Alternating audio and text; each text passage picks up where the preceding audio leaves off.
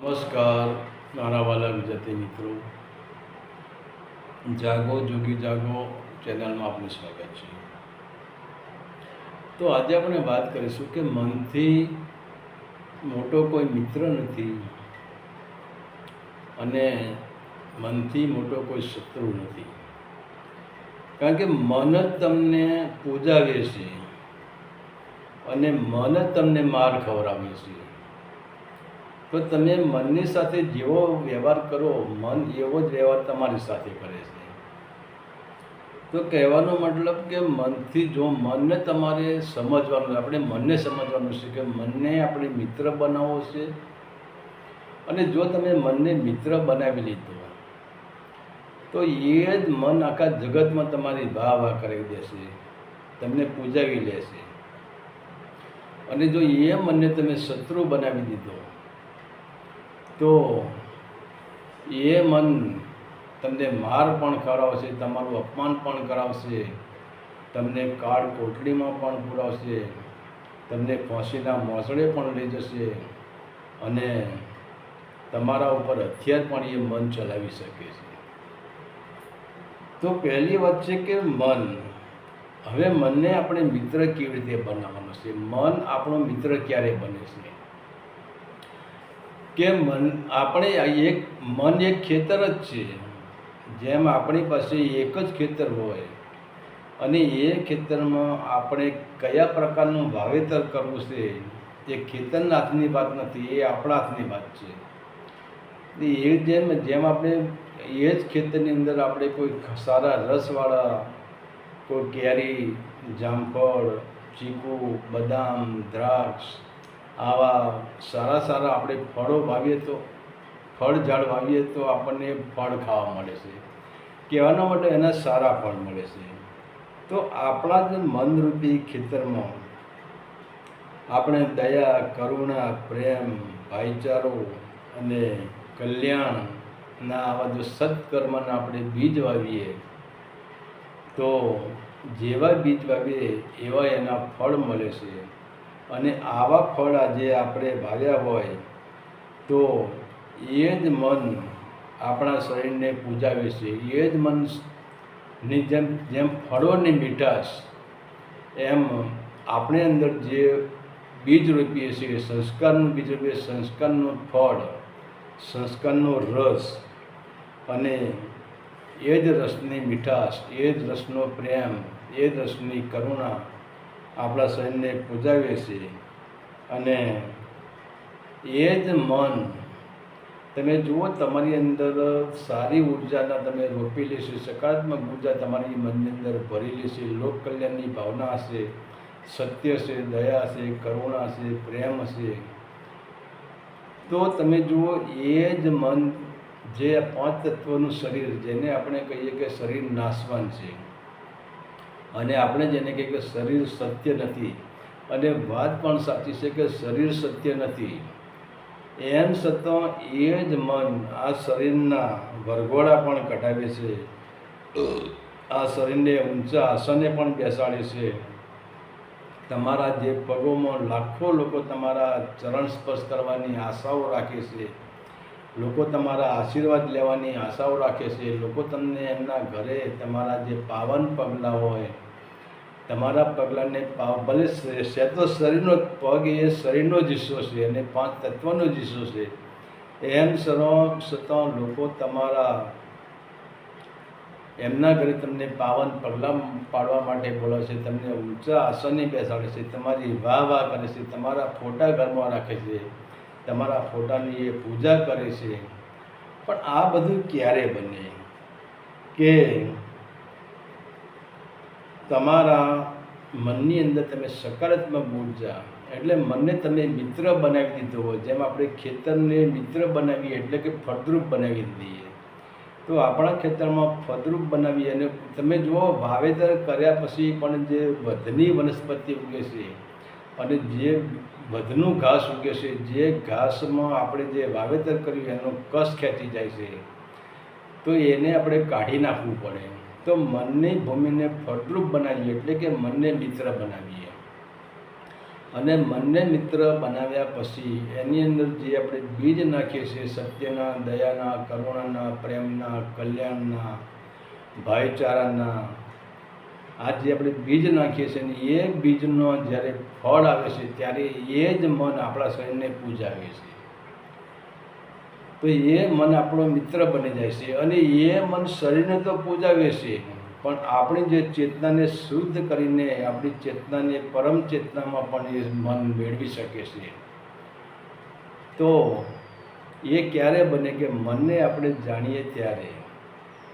પણ જો આપણે એ જ મનને આપણે જાણી ન શકીએ અને એ જ મનને આપણે શત્રુ બનાવી દઈએ, તો કહેવાનો મતલબ છે કે જો મનના અંદર આપણે નકારાત્મક વિચારો નાખી દઈએ તો જેમ આપણે આપણા જ પોતાના ખેતરમાં આપણે ઝેરીલા અને કાંટાવાળા બીજ વાવી દઈએ તો તમે વિચાર કરો આપણી શું દશા થશે, આપણને કેવા ફળ ખાવા મળશે, આપણને ઝેરીલા અને કાંટાવાળા ફળ ખાવા મળશે.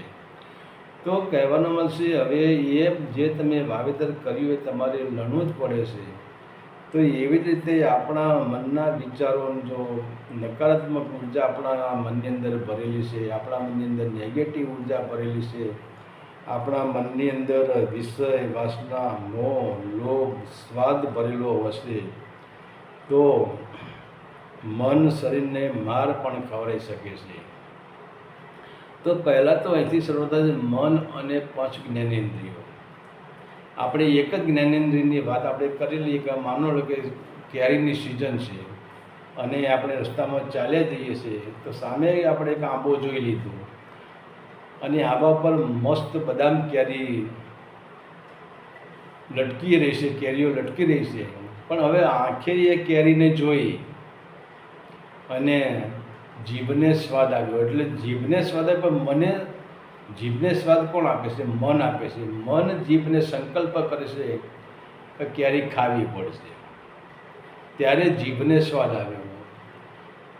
હવે મને આંખે કેરી જોઈ, મને જીભને સ્વાદ આપ્યો, ત્યારે મને આપણી પહેલાં તો જ્ઞાનેન્દ્રથી, આંખ આપણી જ્ઞાનેન્દ્રિય છે ત્યાંથી આપણે કેરી જોઈ અને જીભ એ પણ જ્ઞાનેન્દ્રિય છે કે એને સ્વાદની પરખ થઈ ગઈ.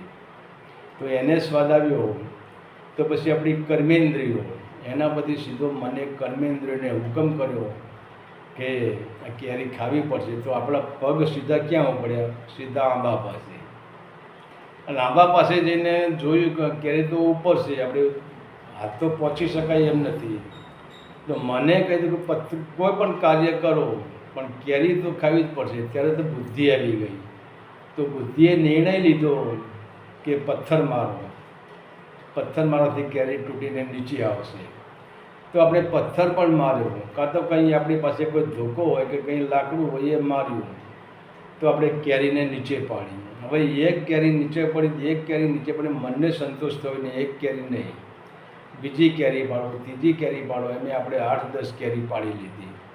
અને એ જ ટાઈમે એવી ઘટના ઘટે કે ખેતરનો માલિક આવી ગયો. તો હવે ખેતરનો માલિક શું આંખને મારશે, જીભને મારશે, મનને મારશે? આ ત્રણે બચી જવાના, જે ત્રણે દોષિત છે. આંખે કેરી જોઈ ત્યારે મને જીભને કીધું સ્વાદ આવ્યો, અને જીભને સ્વાદ આવ્યો ત્યારે મને 5 કર્મેન્દ્રિયને હુકમ કર્યો, તો શરીર ત્યાં ગયું. હવે ગુનેગાર આ 3 જણા છે. વધારેમાં વધારે ગુનેગાર મન છે કે મનના કહેવાથી શરીર ત્યાં ગયું છે.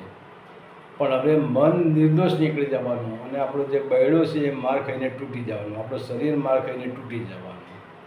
તો કહેવાનું છે કે મન તમને માર પણ ખવડાવે છે અને મન તમને પૂજાવે છે.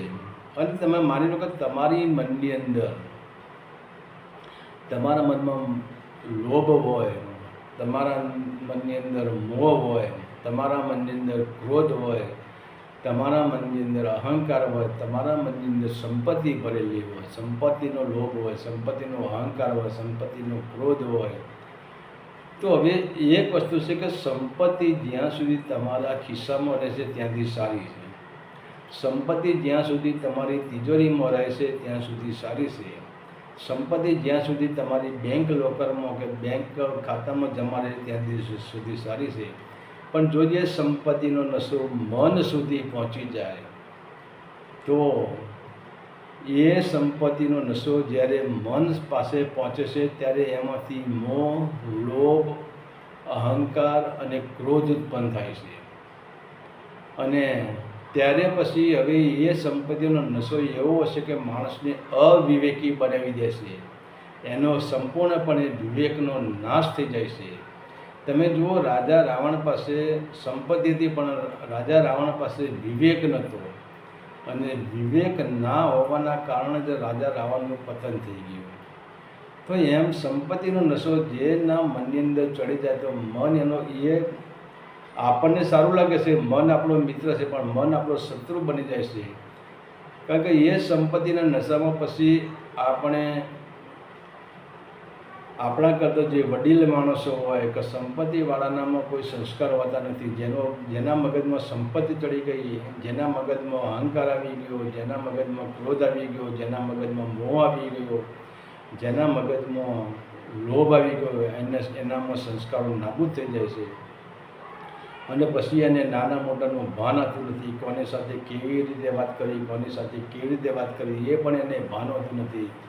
પણ એની દૃષ્ટિમાં એને સંપત્તિ જ દેખાતી હોય છે, પૈસો જ દેખાતો હોય છે, અને એ જ કહે છે કે એ જ માણસ પછી એ ગરીબોનું શોષણ કરવા માંડે છે, ગરીબોની હાય લેવા માંડે છે, ગરીબોને બદનામ કરે છે, ગરીબો ઉપર પાવર કરે છે, ગરીબોને મારઝૂડ કરે છે, ગરીબોના ખોટા પૈસા લે છે, ગરીબોને દુઃખ આપે છે.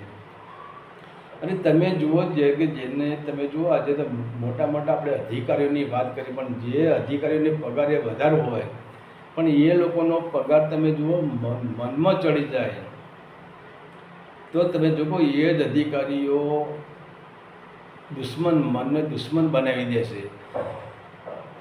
કારણ કે એ જ અધિકારીઓ પછી અત્યાચારને, ભ્રષ્ટાચારને, છલ, કપટ, દગા, પ્રપંચ બધું જ કરતાં શીખી જાય છે. અને છેવટે પછી જુઓ કે જ્યારે કબીર સાહેબે પણ કહ્યું છે કે કબીર હાય ગરીબ કી કબહુ ન ખાલી જાય, મોવા ઢોર કે ચામ સે લોહા ભસ્મ હો જાય. હવે જ્યારે ગરીબની એટલે કે જ્યારે ગરીબના હૃદયમાં જ્યારે એક આર્તનાદ થાય છે, એના હૃદયમાં એક અગ્નિ પ્રગટ થાય છે, જેને આપણે હાય કહીએ છીએ, એની નાભીમાં જેમ હાય પ્રગટ થાય છે.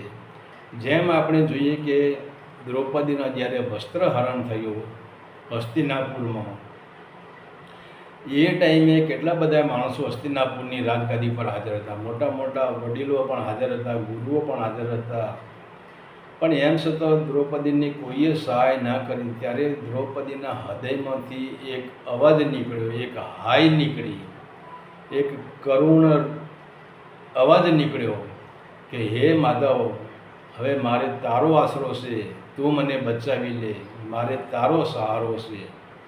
અને ત્યારે કહેવાનું કે હસ્તિનાપુરમાં એટલા બધા માણસો હોવા છતાં પણ ભગવાન કૃષ્ણને દ્રૌપદીના ચીર પૂરવા માટે આવવું પડ્યું હતું.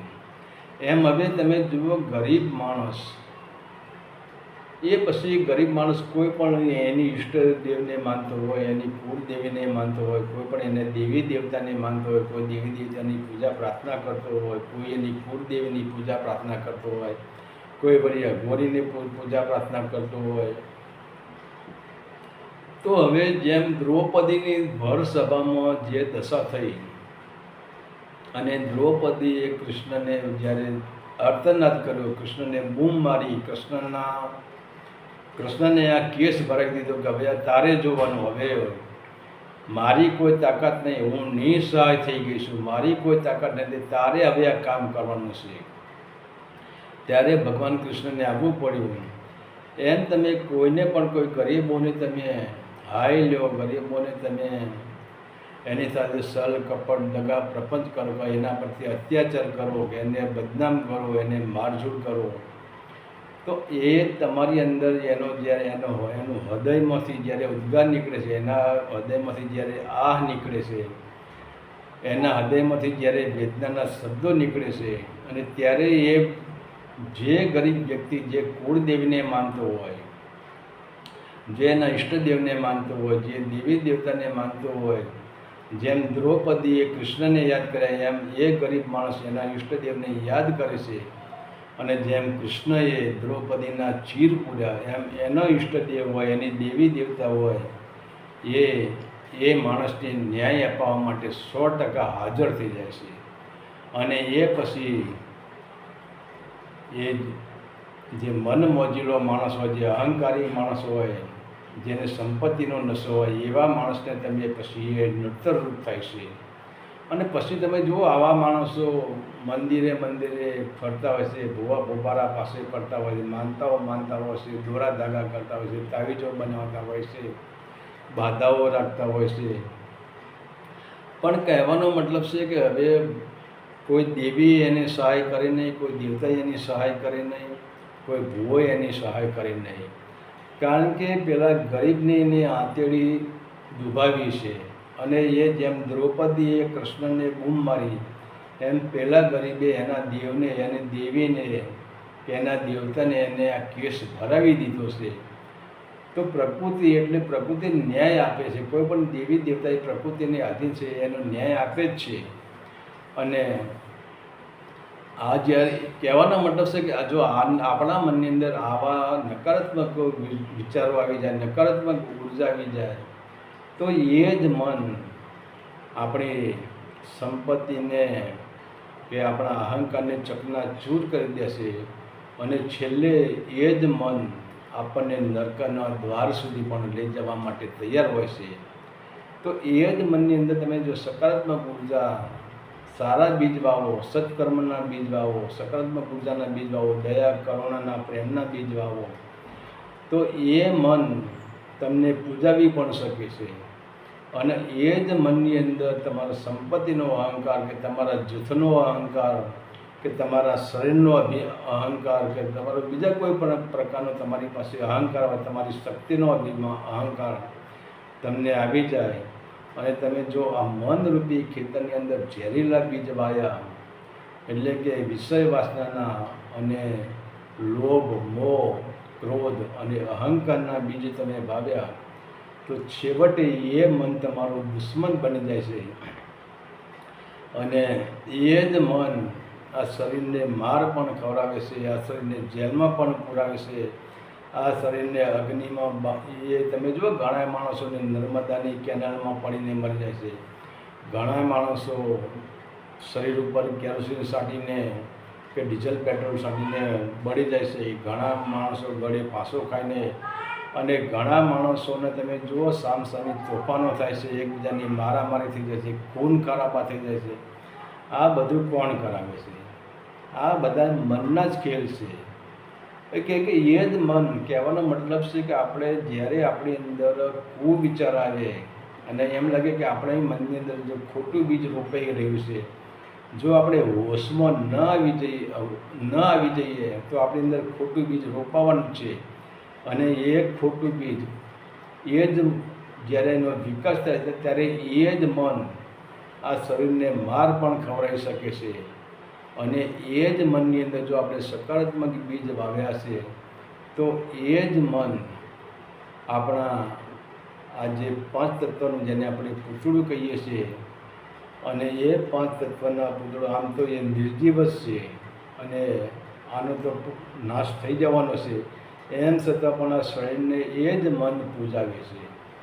અને કહેવાનો મતલબ છે એ જ મન તમને પરમાત્મા સાથે પણ મિલાવી શકે છે. અને એ જ મન તમને નરકના દ્વાર સુધી પણ ધકેલી દેશે. તો હવે આપણે આ વાર્તા પરથી એ સમજવાનું છે કે હવે આપણે મનને કયા રસ્તે વાળવું છે, આપણા મનની અંદર કયા પ્રકારની ખેતી કરવી છે. અત્યાર સુધી આપણે બેભાન અવસ્થામાં, બેહોશીમાં આપણે જે ખેતી કરી, જે ઝાડ વાવ્યા, કાંટાવાળા ઝાડ વાવ્યા, ઝેરીલા ઝાડ વાવ્યા, તો હવે એને ધીરે ધીરે ઉખાડવાનો પ્રયત્ન કરો. અને જો તમે કોઈ પણ ઝાડ વાવ્યું છે ઝેરીલું, તો તમારે એનું ફળ ભોગવવું જ પડશે. પછી તમારે ભૂવા ભોપારા પાસે જવું જ પડશે, તમારે માતા મહાદેવો પાસે જવું જ પડશે, તમારે અઘોરીઓ પાસે જવું જ પડશે, તમારે મેલી વિદ્યાવાળા પાસે જવું જ પડશે. અને તમારે તાવીજે બાંધવા પડશે ને દોરાએ બાંધવા પડશે ને બાધાઓ રાખવી પડશે, બધું જ પણ કરવું પડશે.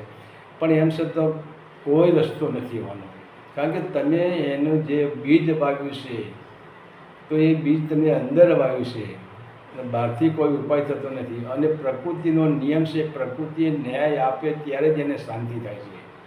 પ્રકૃતિ કોઈ દિવસ અન્યાયમાં હાલતી નથી. ઠીક છે, દેર છે, પણ પ્રકૃતિના ત્યાં અંધેર નથી.